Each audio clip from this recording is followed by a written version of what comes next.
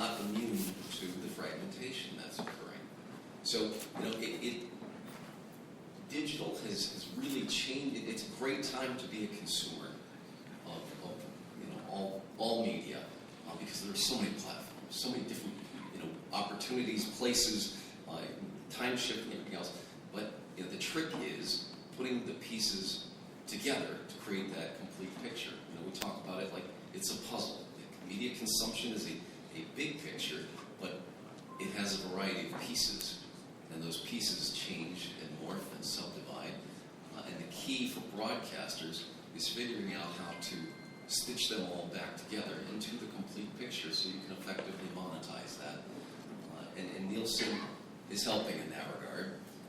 My colleague Rob Cass will be talking later today about our plans for measuring digital audio and how it fits together and shows the additive value of your audience when you stack your digital streams on top of your broadcast.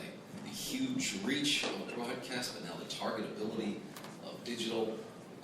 And Nielsen is investing heavily in those tools to help broadcasters effectively monetize those audiences. So anyhow, we are thrilled to be able to sponsor today's track. We appreciate the opportunity, and it's going to be a great day.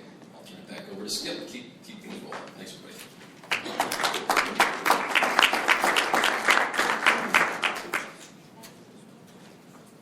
Thanks, Brad, and thanks again to Nielsen for sponsoring today. I'm going to give you a couple of intro remarks from the NAB pilot perspective. The co-producer of this workshop today, the NAB radio department, and then we'll get into the rest of the program. So, real quickly, as by way of introduction, those of you who may not have heard as yet, it's pretty new development.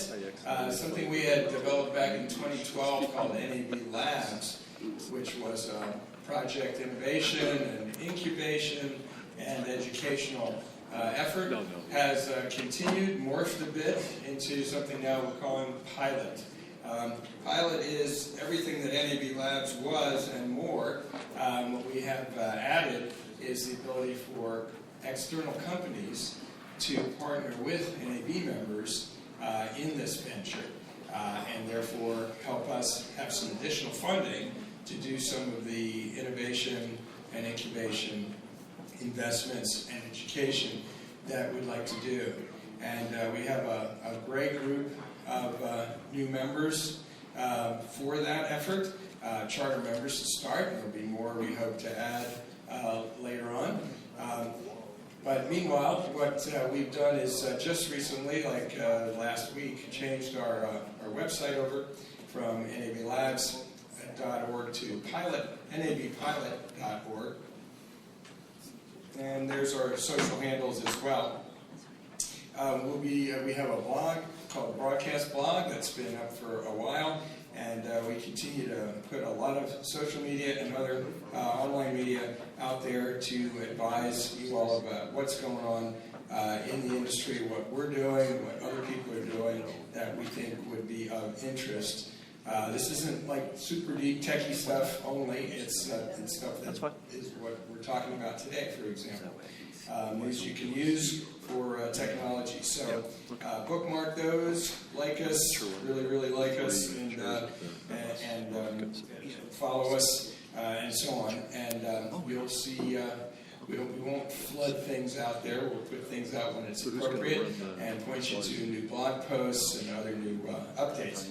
Speaking of updates, let me give you one little quick tidbit of a project that we're working on. We have been working on for a number of years and we'll continue to work on as a pilot project. And it's what we call FM receivers and smartphones.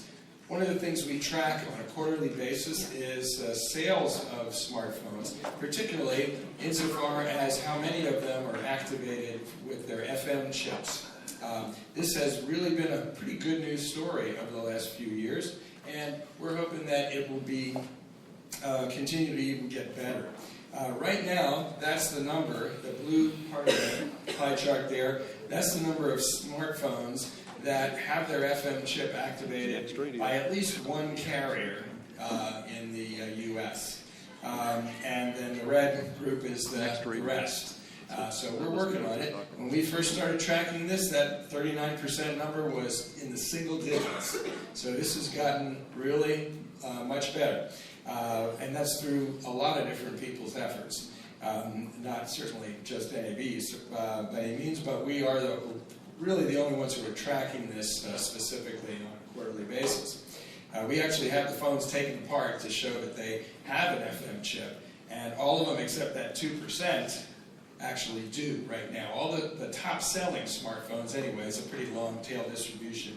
If you look at the top 70 or so % of sales, it comes out to be each quarter about 20 phones, 20 models, and the rest are down in the noise. So we look at those top 20 or so phones. We actually have them torn down, make sure that they actually have a chip in them. And as we said, occasionally we find one or two that don't. Really, one is about the only ones we've found that has any kind of sales right now. But most of them, 98% plus, have a chip in them, but only 39% right now have that activated. And that's activated by at least one carrier. Some of the carriers will have that same phone, they don't activate it. But we're working on that as well.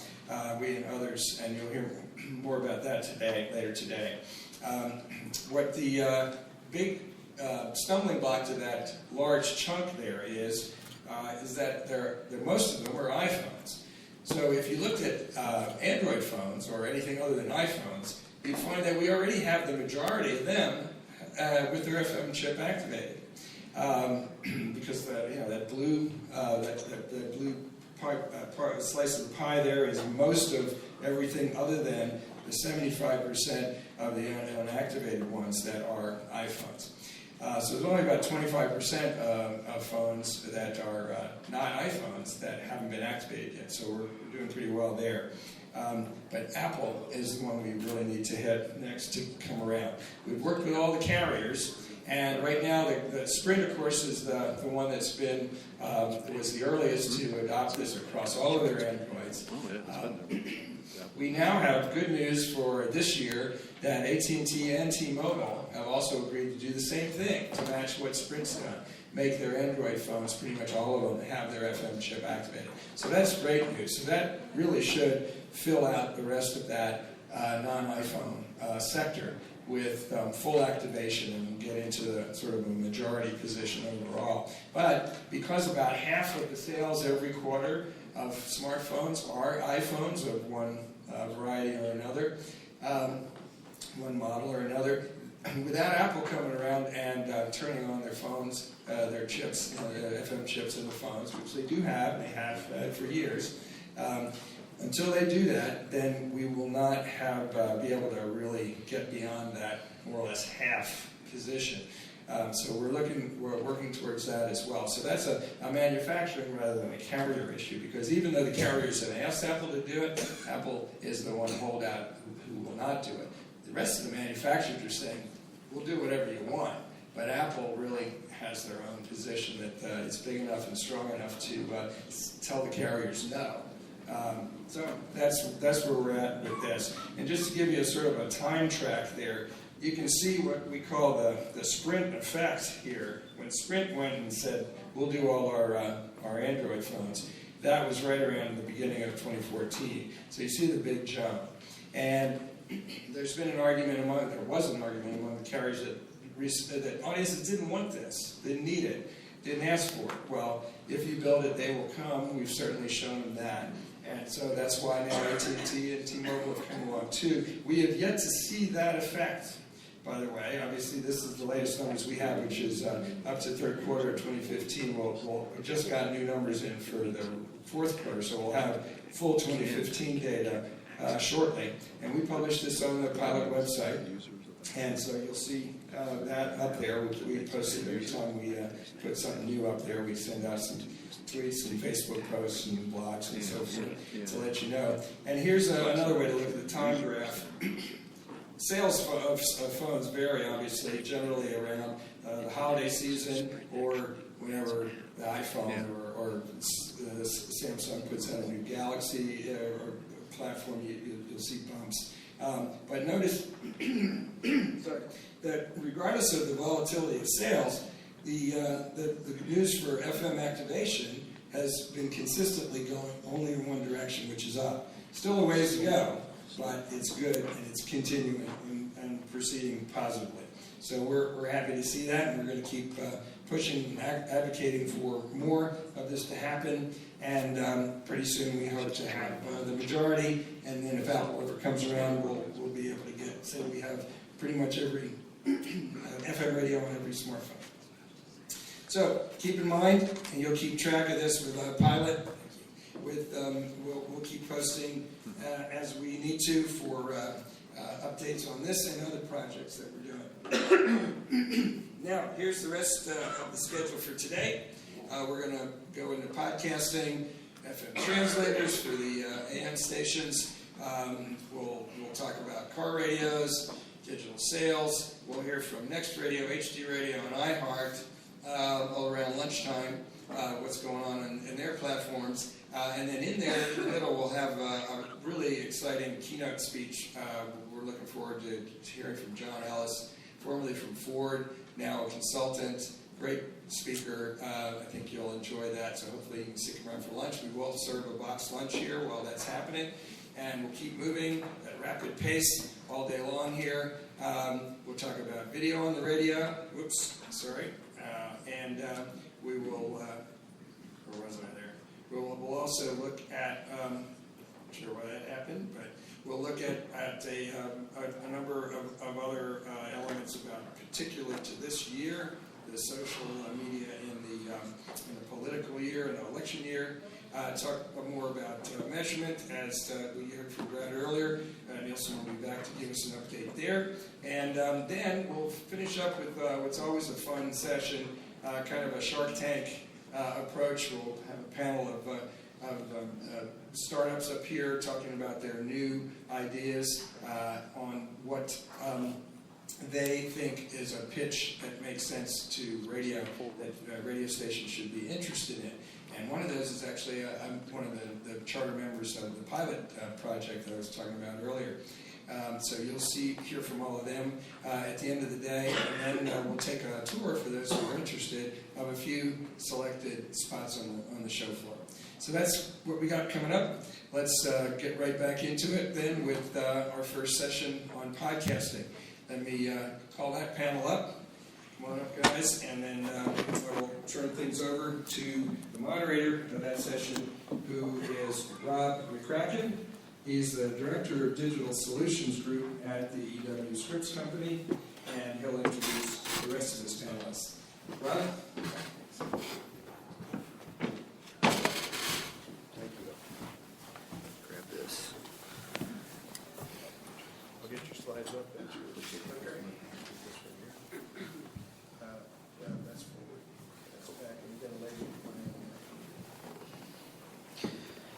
Well, good morning. You mentioned John Ellis earlier, he's going to be coming in talking about the connected car. I highly advise you all to stay for that. One of the slides actually I have here today is one of his, so stay for it. He's good. I'm going to let you guys introduce yourself, because I want you to talk a little bit about, give a little bit of context about what is Rob Greenlee, what is Spreaker, and then Rob Walsh, what is Lipson, so you guys understand. Yeah, good morning. Spreaker is a podcast hosting platform that also does live streaming, so we can kind of combine the world of on-demand audio with live streaming in a kind of a consolidated and one kind of platform experience. So when you do a live show, it publishes up to the cloud, and then it drops down into your RSS feed. You can still do some post-production on it if you want to, but it's a platform that has creation, recording tools that are free, as well as a listening platform that has a bunch of apps for Android and iOS that you can listen to podcasts on those as well. Do you want me to talk about my background? Just a little bit. Okay. Yeah, I used to run the podcasting platform for Microsoft, the Zoom and Xbox team for about 6 years. And then I left there to go to work for Podcast One as the executive VP of technology for the company for about a year or so, and then left there to go to work for Spreaker, and as the head of content. So I've been involved in the podcasting space since about 2004. I had a podcast that was a syndicated radio show that I started back in 1999, and then I started podcasting in 2004. So I've been working professionally in the podcasting space for about 12 years now. So it's changed a lot. In some ways it hasn't changed, and I'm sure we'll talk a lot about that. I'm Rob Walsh. I'm with Lipson. Most people don't know who Lipson is. Best way to explain it is we're kind of like the Akamai of podcasting. We're the company behind most of the podcasts that you listen to. About 25% of the media files hosted in iTunes are hosted with us. About 35% of the top 200 shows in iTunes. If you listen to Joe Rogan, Mark Maron, Dave Ramsey, Joyce Meyer, they're all being served from our servers. So we help you get into iTunes and now Google Play Music and Spotify and many of the other places. Myself personally, I have a podcast called Today in iOS, and before that I had one called Podcast 411, which I started back in 2004. And on that podcast, I would interview other podcasters, kind of like inside the Actors Studio for podcasting, and I kept promoting the service I used, Lipson, and in 2007 they came to me and said, "You say such nice things about us, why don't you come work for us?" And I've been working with Lipson since 2004. Or 2007, excuse me. Okay. Thanks, Rob. Is it a requirement to be named Rob to get into podcasting? No, it's not. Just want to make sure. Yeah, it's not. But there are a lot of Robs in the podcasting space. So more time is being spent with digital audio content than ever, and a lot of the growth is in on-demand. People want what they want when they want it, and the difference is today they can have it. For on-demand spoken word, that usually means podcasts. The latest Infinite Dial report from Edison Research shows nearly 100 million Americans have listened to a podcast. The podcast Serial recently surpassed 100 million downloads. Mark Maron just did an interview, first podcast interview ever with a sitting president. And podcasts saw a 24% increase in the last year. Have podcasts made the jump to mainstream? Is it time to put the mainstream term, is it time to put that to bed? Yeah, I think so. Yeah. I joke, when Family Guy, when he did his podcast on hats, that's when we hit mainstream. So, just because so many of the people in the room here are radio broadcasters, why don't you talk a little bit about, I want you each to talk about it, what's the difference between broadcasting, streaming, and podcasting? Well, I look at the difference between broadcasting and streaming, especially broadcasting, where you're going out to many. Podcasting is more niche.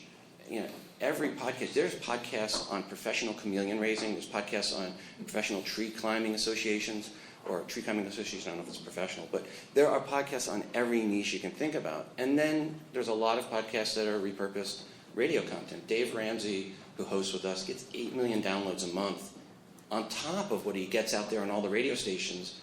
Probably some of you in the audience have him on your station. But he's getting another 8 million downloads because people want it on demand. And I think that's the biggest difference. Earlier, we saw a slide what today's schedule was.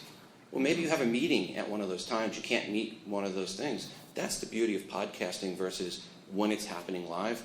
The end user is in control of the medium. They can pause it when they have to do something, come right back to where they left off. They have the control, and that makes it more intimate. Yeah, and I think also one other kind of dovetail to that would be that there's really an opportunity, I think, for the radio kind of broadly to take advantage of this, because as you've seen with television and other media, movies and stuff like that, it's really moved towards on demand, and I think that's what the younger generation is looking for.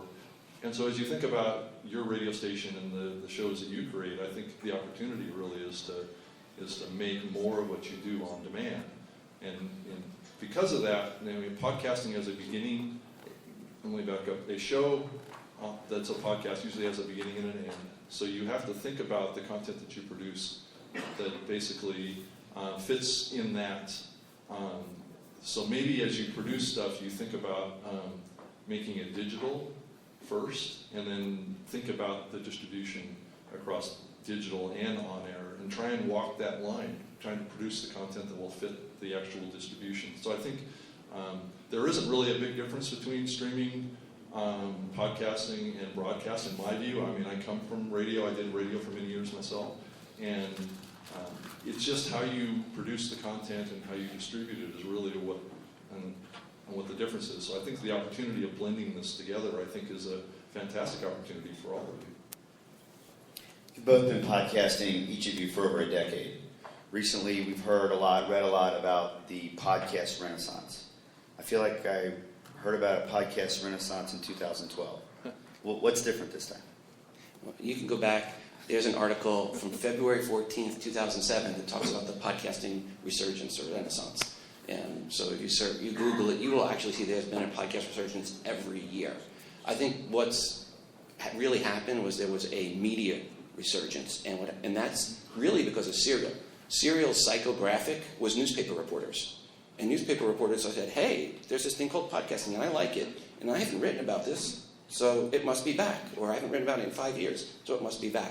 So it was really a little bit of a media resurgence because there was a popular podcast that hit the right psychographic.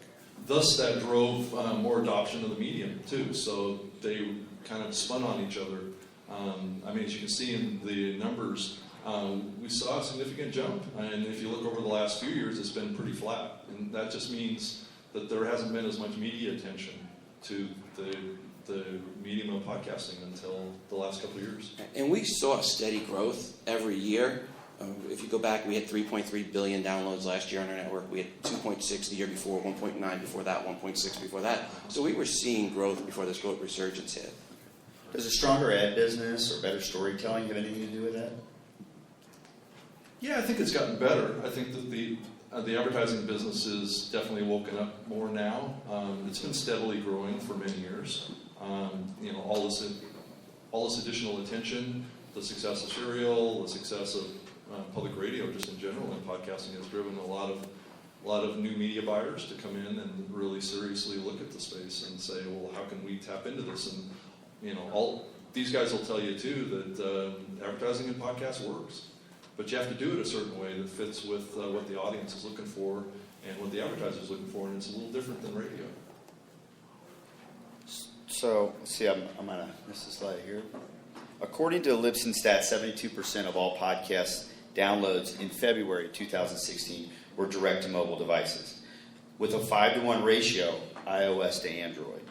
How will a new native Android app from Google affect podcasting, and isn't Apple's lock on podcasting slipping a little bit thanks to Spotify, TuneIn, and Stitcher? Well, yeah. Let's put this in perspective. Last year, across our network, we saw 68% of our downloads went to iTunes and the podcast app from Apple. Obviously, number one, over 50%. Number two was Stitcher at 2.5%. That's a big gap from 1 to 2. So, yes, Apple's gap. We've seen it recently now down to about 64% in February. Yes, it's slipping a little bit. It's actually, the number isn't going down. It's just that we've seen some Androids coming up, some Android apps called Shifty Jelly Pocket Casts and Podcast Addict have really come up and helped raise Android. Now we're hoping Google Play Music will do the same, and where I really think it will help is finally there's a native app on Android that supports podcasting. So when you send an email blast out to your subscribers, say, hey, go listen to this podcast. Before, all you could send was like a link to iTunes or your RSS feed. If you send them an RSS feed, most people on Android didn't have a podcatcher. They'd have to go find a third-party app, maybe buy it, then figure out how to subscribe to it. It was difficult for Android users. Now, as of today, as of Monday, you can send a link in your email, one for iTunes, one for Android users. And iTunes will cover everybody but the Android users, pretty much. Yeah, I think that there's a huge opportunity with Google offering a first-party service, and I think that that's only going to grow. Now, granted, the Google Play Music platform is not a hugely consumed kind of media platform, but it's also, I think, it's one more piece of content that people can connect with, and there's certainly a lot of Android devices out there. So I think that there's a big opportunity to start to grow this, and maybe I think it's a good thing to erode the iOS domination of this medium and spread it out across more players. I think it's better overall for the industry, and we're going to reach more listeners with this, which we desperately need to keep growing. Speaking of the industry, let's talk about the radio industry specifically. Is podcasting more additive or subtractive to radio? Well, we see most consumption happens on Wednesday, then the next group of consumption is Tuesday, Thursday, and then it's Monday, Friday, and then after that it drops on the weekend drastically. So that's telling you people are listening, usually commuting to and from work, and some people at work. So is it taking away from radio? Well, they're listening in the car. Yeah, it is. So if you're not making your content available on demand, if they're not listening to your stuff after the fact, they're going to listen to somebody else's stuff. So it's not a matter of, well, if we don't put out a podcast, they just have to listen to our radio station. No, they don't. They can choose to what they want to listen to. So if you have content worth listening to later, make it available for them to listen to later.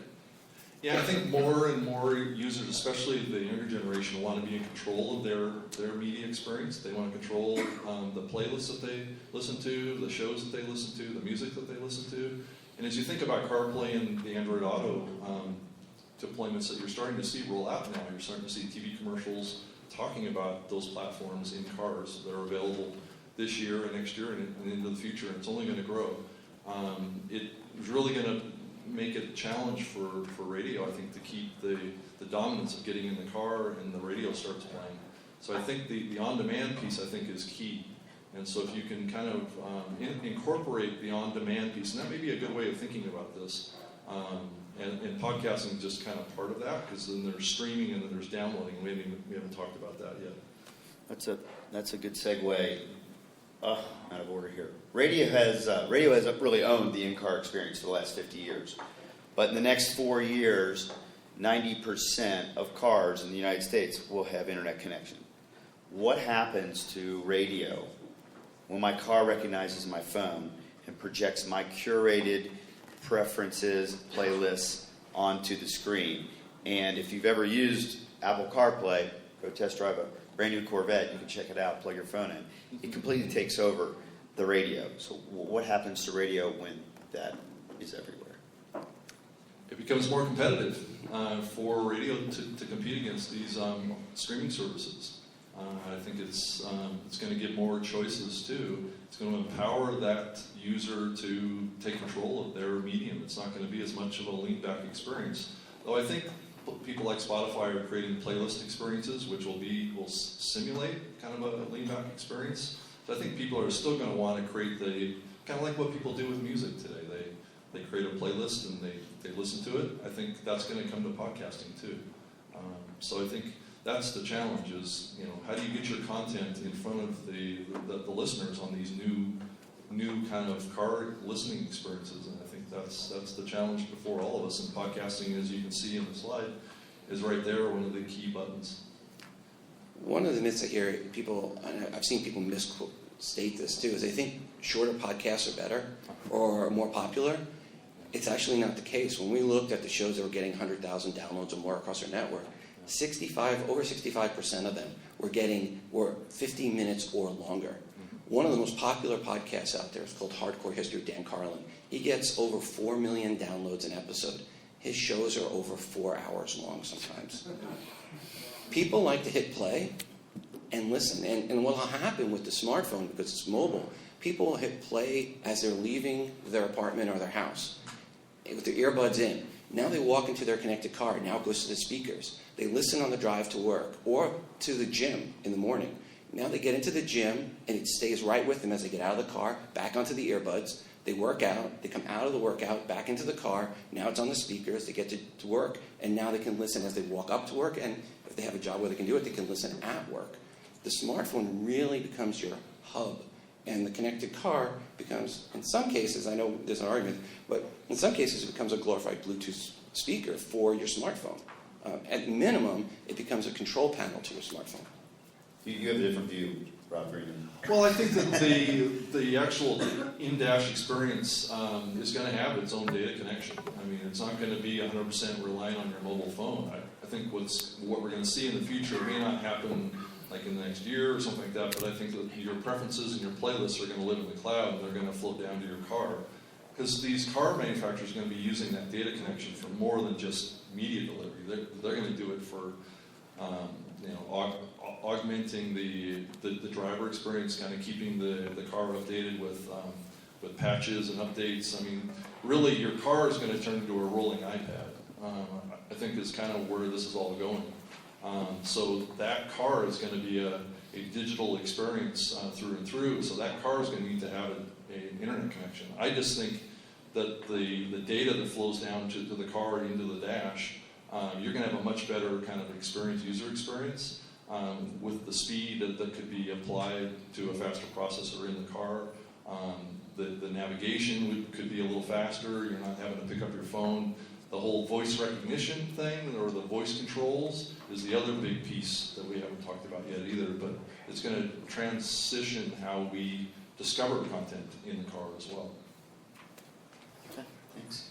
Let's talk about monetization a little bit.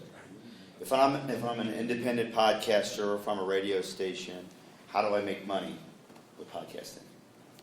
There's two primary ways people make money today. One is advertising, and the other one is through a premium subscription to certain content. So many podcasters will do it both ways. They'll make back catalog and special episodes available just for premium subscribers, and then they'll put advertising in the latest episodes. As a radio station, you're already creating great content. Even if you're a radio station that's doing music, if you have a morning DJ, which most of you do, will have a morning DJ, and he's interviewing a band, take those interviews and make them available as a podcast. Why let them go off into the ether? And not only that, those interviews, now that they're out there, other people in the music or the comedians, you're going to have people come to town that want to promote something. They're going to want to get on the air, get that available, and then friends of those musicians or comedians that hear them, friends on your show, are more likely to call in and be on the show. So it's just a self-feeding frenzy. But you don't hear an interview once it goes up on the radio and it's gone, if you're not there at that time. And that's the beauty of podcasting. It's there forever. I think take the content that you're producing right now and figure out how you can repurpose it as a podcast. I think that's a great place to start. And then I think start thinking about the talent that you have in your station right now. And are they enthusiastic about something that's more niche? Are they wanting to maybe create a podcast that is only available as a podcast that's associated with your radio station? And maybe that's something they do on the side or something. I know that creates some probably challenges around labor and then maybe additional cost or something like that. But as you think about this, not all on-air radio content, because it tends to be local, right? And podcasting today is predominantly a national medium. Though I think as we get more listeners in local markets, the opportunity for radio to do local podcasting is going to grow, but it's still early for that. Currently today, podcasting is a national and global medium, so as you think about that, think about what content that you're producing on your station that could be repurposed that would have an appeal on a national or global basis.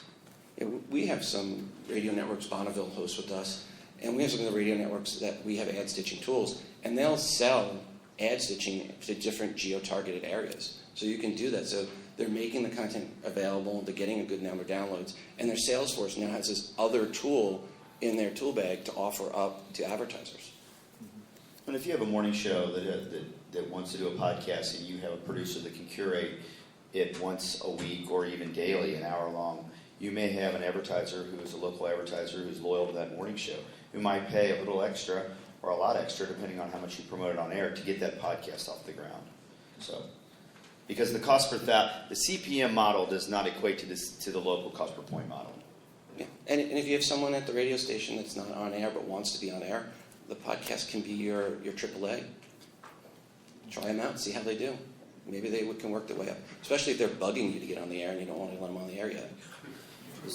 Speaking of promoting podcasts, I want to go down the rabbit hole a little bit controversial. In a memo a few weeks ago, National Public Radio forbade its staff from promoting NPR podcasts or its own on-demand mobile app, NPR One, on air. Is NPR best serving the public and its listeners by doing this? Well, definitely not best serving their public and their listeners. Maybe they're serving their... Definitely not? Definitely not. I mean, how are they best serving their... that. Yeah, I mean, how are they best serving their public by restricting access to content? They've kind of had a little Let's be clear. pullback on that. They're not really restricting access. They're just not promoting it on the air, right? So they're just not going to be pushing their digital platforms to their radio listeners in the sensitivity of the local affiliates that want to keep that revenue coming in the door on the radio side. Because I think they felt some pressure on siphoning off that audience over to podcasting, basically going around the local affiliates. And I think that's a challenge. Of course, NPR has been facing that since they launched the podcast platform many years ago. It's just, I guess it's reached a critical point now where they were feeling a lot of pressure from the NPR affiliates. Yeah. But these are the same people that we agreed want what they want when they want it. Yeah. Yep. That's the public. Yeah. They want it when they want it. They want to be in control. That's right. What drives you crazy? This will be a good one, particularly for this guy. What drives you crazy in podcasting today? Yeah, one of the things is Wasn't when I ready for hear, that. there's many things, but I think one of the key ones is when you hear people talk about the metrics, and they say, oh, well, the podcasting metrics aren't as good. They're so much better than what are on radio. Radio's based on surveys, and this, with podcasting, you can get actual IP addresses, you know how many people actually downloaded the files. So there is a much better metric on it. You know where those downloads came from, geographically, you know the user agents, you know if those downloads were completed. So we have really good information, and it's not a survey, it's not, Arbitron, no offense to the Arbitron folks, I know they are, but it's not a guesstimate of what the actual numbers were. I've heard stories from radio people about where a white male who started dating Hispanic women started driving to work because he had the little box with him, and all of a sudden, in that market, white males between 25 and 35 started listening to Latino music, according to the surveys, because one person started dating a Latino woman and listening to that on the way to work every day. Podcasting is not like that. It's real numbers, and you can get those numbers. So it's not as great as what you get on digital side, but it's a lot better than on radio. Yeah, I think my more recent pet peeve is all the attention that the public radio folks are getting in the podcasting space when they have such a small piece of the actual podcasting market. Though it's been good for podcasting, there's just a lot more things going on outside of public radio in podcasting. A lot of the radio stuff that's going on in the podcasting space today is really, really interesting, and the media should be covering that. So it's a little bit frustrating to see so much of the East Coast media coverage covering public radio as it relates to podcasting when they're not, really the dominant force in podcasting, though it looks like it because they're in the top rankings of iTunes. But that's also kind of a misperception, too. Just because you're in the top rankings of iTunes doesn't mean that you have the biggest and most popular podcast. Yeah, to put it in perspective, public radio, all of those combined are less than 1% of the podcasts out there. There's about 300,000 podcasts in iTunes, maybe 200,000 of them are active, and about less than 1% of those are the public radio podcasts. Can you repeat that? How many? There's about 200,000 active podcasts out there. Now, let's put that in perspective. There's about 400 million active blogs. That's a 2,000 to 1 ratio of blogs to podcasts. So if anybody in this room is blogging and not podcasting, you're really missing out. And if you want to take it to another level, female podcasters make up about 15% of podcasters versus 52% of bloggers. So it's a 7,500 to 1 ratio of female bloggers to female podcasters. So any females in here who blog and don't podcast, you're really missing out, standing out from the crowd. I agree 100%. There's a real huge growth right now in women getting into podcasting. They do a fantastic job of podcasting. And some of the most popular podcasts that we're seeing here over the last 6 months are being hosted by women. I mean, if you look at Serial is hosted by a woman. So there's a huge opportunity for women to get in this space and to build big shows. Women they rock when it comes to podcasting. I just want to see more women getting involved. These guys both host very informative and often funny podcasts on the business of podcasting. I encourage you all to subscribe to. Why don't you tell them each about what your podcasts are so they can get more information? I do 3 podcasts a week right now. One is called the Spreaker Live Show, which is basically a live streaming show that's also a podcast. And I talk about podcasting, very meta. And then I also do another show called the New Media Show, which is actually a live video as well as audio podcast that's done through a platform called blab.im. And we just take that video and the audio and then we publish it out as a podcast. And then the more recent one that I got involved in is the Radio Inc. podcast, which I'm going to be co-hosting starting this Friday. So I'm staying busy podcasting, which is what I love to do. I co-host a podcast with Elsie Escobar. She actually does the production work on it. And that podcast is called The Feed, and we talk about podcasting. And you can just search for the feed or Lipson in iTunes to find that, or go to the feed.lipson.com. And then my own personal podcast is Today in iOS, where I talk about all things iOS with a little snarky humor. And if you're an Android person, don't listen. You won't like it. and just be respectful of people. We're open for Q&A outside the room. So if anyone wants to come up and talk to us afterwards, we'll be outside the room for as long as you would like to ask us questions or get cards or that. So we'd like to free it up for the next group to be respectful of their time. Because I think we're out of time for questions. Thank you. Thanks, guys. Thank you.